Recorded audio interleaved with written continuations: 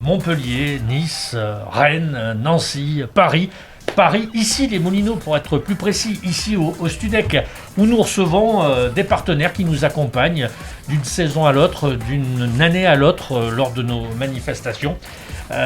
Deux professionnels issus de la célèbre entreprise TDF sont avec nous. Jérôme Irigoyen, bonjour d'abord.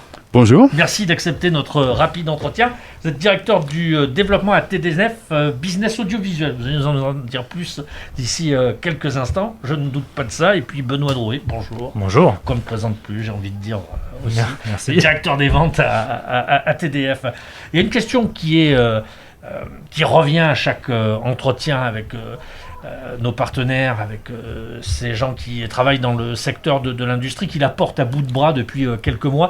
Est-ce que l'entreprise a traversé facilement cette crise et comment elle a traversé cette crise sanitaire depuis le mois de mars dernier? Jérôme, peut-être pour débuter. Je vais peut-être laisser la parole à Benoît. Peut-être Benoît, qu'il va nous Benoît est plus à l'aise oui, sur, je pense. sur cette question pour faire un rapide bilan. L'entreprise a su s'adapter très rapidement aux consignes du gouvernement sur la mise en place des gestes barrières par tout un tas de mesures et de protocoles de gestion de crise, en particulier sur les centres de supervision, par la mise en place des gestes barrières, le nettoyage des postes de travail, etc. Il y a eu un focus très important qui a été fait sur les personnes fragiles, les personnes craintives, la distanciation entre les personnes, que ce soit dans les centres de supervision, mais aussi sur les opérations terrain, pour que les gens soient seuls, et quand il y avait des actions terrain à deux, qu'il y ait un isolement entre les deux personnes pour qu'il n'y ait pas de propagation et un respect de ces gestes-là. Vous avez trouvé vos marques très rapidement. Ça a été, oui, il a fallu de toute façon être très rapide, et il a fallu prioriser tous nos efforts sur ces gestes-là, de manière à assurer auprès de tous les collaborateurs une sécurité sanitaire la plus forte pour pouvoir durer. Ouais. L'important c'était assurer les services, garder toutes les précautions pour pouvoir tenir dans la durée, et notamment au centre de supervision où là les gens sont de facto dans une même pièce. Il a fallu faire des choses très importantes pour pouvoir isoler les gens et qu'ils puissent travailler et c'était assez tenir sur la durée. J'ai suivi ça sur Twitter, mais il y avait des règles qui étaient quand même relativement strictes. Mais on parle toujours des trains qui arrivent en retard, jamais de ceux qui arrivent à l'heure. Et pourtant, moi ce que j'aurais voulu vous entendre dire, c'est qu'il n'y a eu aucun incident sur les diffusions. Finalement, la crise n'a pas eu d'impact, la diffusion ne s'est pas arrêtée. C'était hormis la sécurité du personnel qui a été notre premier élément de priorisation dans nos actions, ça a été le deuxième élément, ça a été la pérennité et l'assurance d'avoir une qualité qui est au niveau attendu, puisque ça a été un élément qu'on a observé après. Les gens ont écouté massivement la radio et la télévision. Grâce à vous. Et donc il a fallu assurer ce service-là pour que ce médium soit assuré et pérennisé pendant cette période. Grâce à vous, puisque la diffusion a pu continuer sans aucun souci, et donc par voie de conséquence, les professionnels de la radio ont pu de leur côté s'adapter. Est-ce que cette crise aura été finalement un accélérateur d'opportunités pour TDF? Il me semble que vers la fin du printemps dernier, vous avez lancé une offre un peu particulière pour la couverture de sites avec une fréquence FM. Peut-être que vous nous en parlerez tout à l'heure.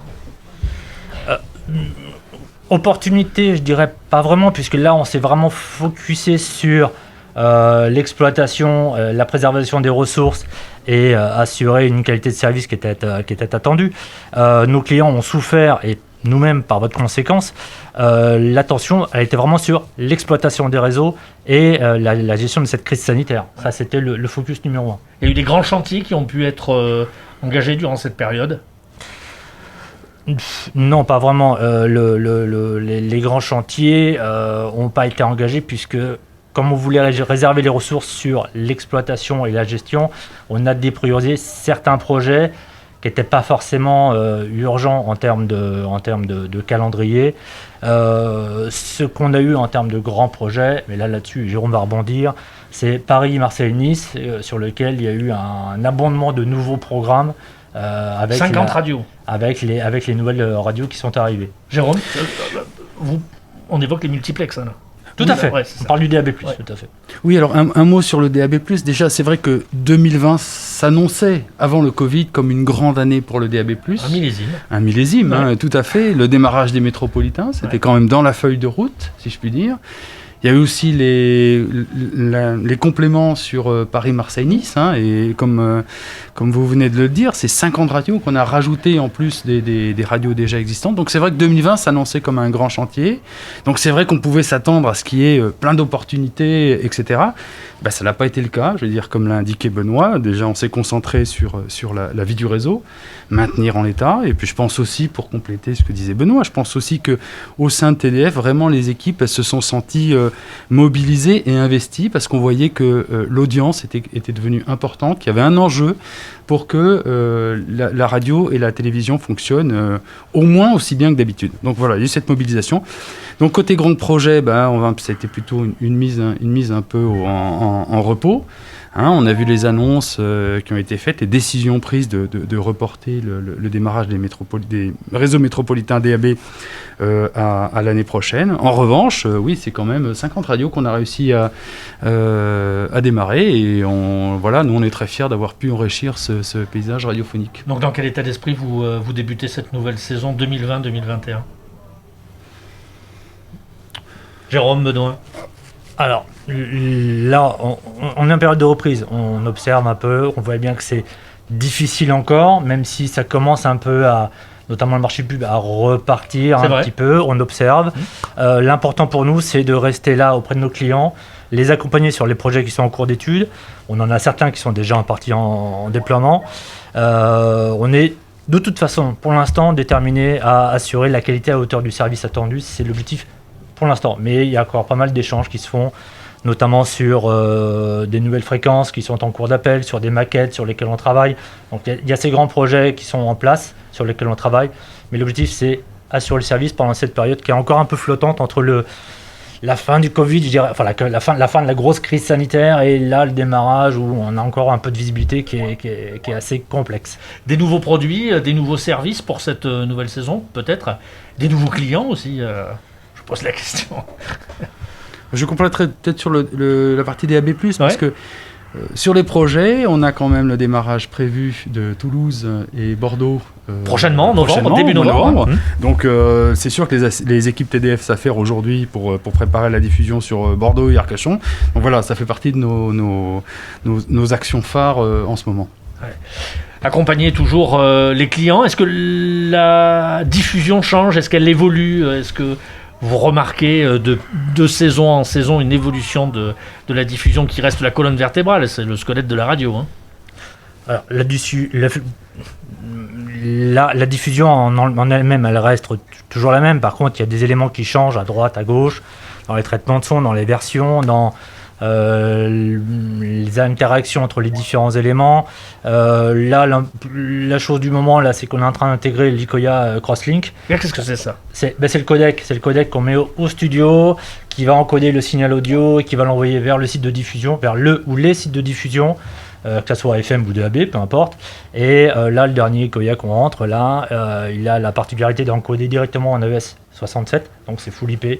Et voilà, il tourne, il est en production chez un de nos clients qui a joué le jeu avec nous pour travailler un peu sur son nouveau codec, débugger un petit peu tout ça. Et parfois, il en produit est très demandé alors à l'avenir. Pardon ? Produit très demandé à l'avenir, j'imagine. Après, on suit la demande des clients. Il y a des clients qui seront pushy sur ce produit-là, d'autres un peu moins. Enfin voilà, l'important c'est de mettre les produits sur la table.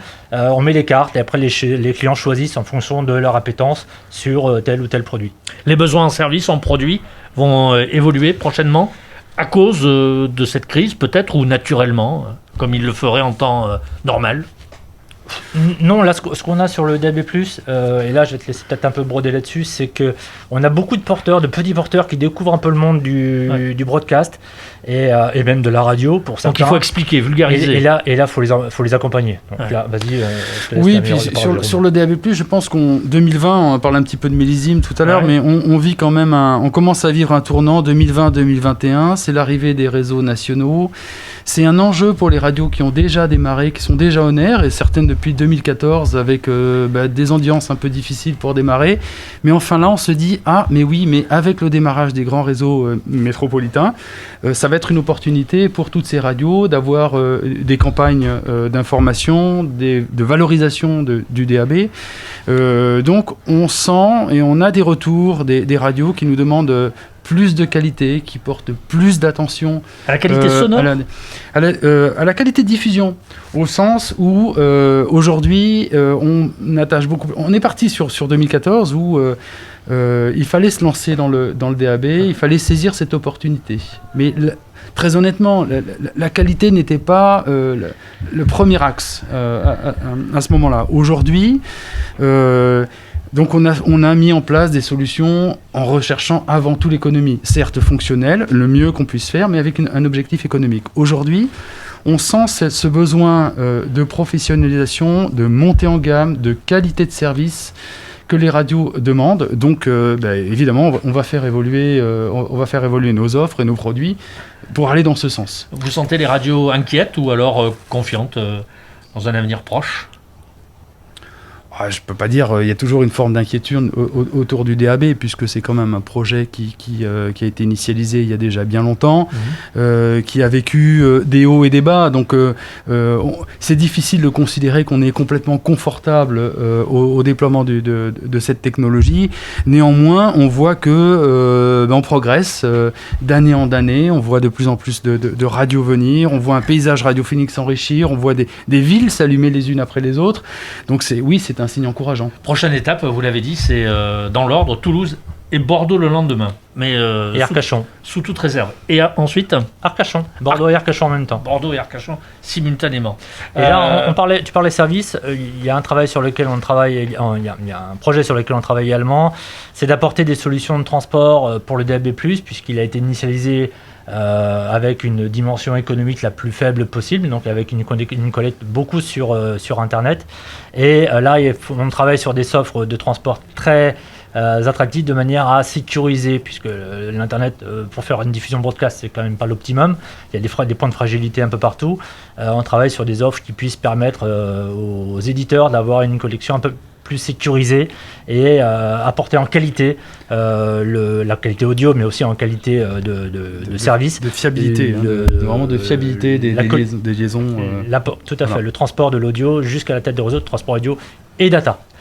Bon, écoutez, en conclusion, moi j'invite celles et ceux qui participent au Radio Tour ou alors au Salon de la Radio à venir vous rencontrer et à vous poser directement toutes les questions qu'ils ont envie de vous poser sur la FM par exemple, ou encore sur l'avenir du DAB+, et sur les solutions que vous proposez depuis déjà de nombreuses années. Merci à vous. tdf.fr, j'imagine, ça doit être l'adresse pour certainement en savoir davantage. Je voudrais terminer par deux, trois infos. D'abord, ce jeudi au Studec, le Radio Tour qui va officiellement débuter avec Roch-Olivier Mestre, vous savez, c'est le président du Conseil supérieur de l'audiovisuel. Alors, il fait sa rentrée chez nous, au Radio Tour, donc on n'en est pas peu fiers, je peux vous le dire. Il sera ce jeudi matin à 9h et en direct. Jean-Emmanuel Casalta, qui est le patron du réseau local de Radio France, France Bleu et ses 44 locales, suivra dans la foulée pour répondre à nos questions. Et puis on aura des tables rondes tout au long de la journée qui vont s'enchaîner, à suivre sur le site Connectonaire, sur nos réseaux sociaux, j'imagine également, avec des focus particulièrement intéressants autour de la proximité. Et autour de cette interrogation. Est-ce qu'on peut faire finalement fabriquer en radio une proximité quand on est implanté à Paris ou en Île-de-France? C'est une question intéressante et la réponse n'est pas évidente. Donc on parlera de tout cela avec des acteurs concernants et concernés à la fois. Et puis vous retrouverez tout au long de cette journée nos partenaires qui nous accompagnent lors de cette première étape ici du Radio Tour. Alors ça, il y a un homme politique qui disait je ne vais pas commencer à en citer un parce que forcément je vais en oublier certains. C'est la raison pour laquelle je ne préfère citer personne. Vous retrouverez tout ça en ligne sur Connectonaire et puis ça s'affiche au moment même où je vous parle. Vous avez ça sous le nez, si j'ose dire, mais masqué et toujours motivé. Merci messieurs. À très bientôt ici sur connectonaire.com et lors de cette seconde saison du Radio Tour. À bientôt. Merci beaucoup, à bientôt.